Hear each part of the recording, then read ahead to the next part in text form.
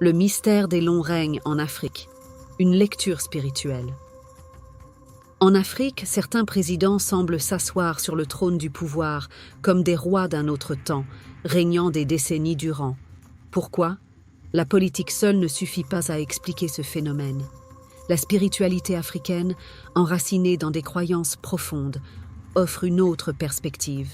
Dans de nombreuses traditions africaines, le pouvoir n'est pas seulement une question d'élection ou de force, c'est un élément mystique.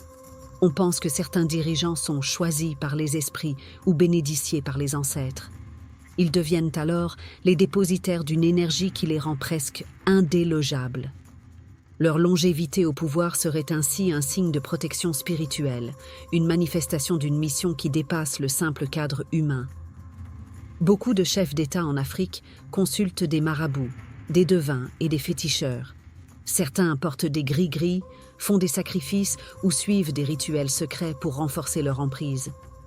Ces pratiques ne sont pas simplement folkloriques, elles s'inscrivent dans une logique de connexion aux forces invisibles, censées offrir protection et longévité. Dans plusieurs cultures africaines, le chef est lié à la terre et aux esprits du territoire qu'il gouverne. Un président qui dure est souvent perçu comme un père de la nation, un pilier incontournable. Il incarne l'ordre, la continuité et la stabilité. Certains pensent que tant que cet équilibre est respecté, il est difficile, voire dangereux, de le déloger. Mais la même spiritualité qui donne le pouvoir peut aussi le reprendre. Lorsqu'un dirigeant s'accroche trop longtemps, qu'il oublie le bien-être du peuple ou désavoue les principes sacrés, les forces qui le soutenaient peuvent se retourner contre lui. Les signes de cette rupture apparaissent souvent: révoltes populaires, maladies soudaines, divisions internes.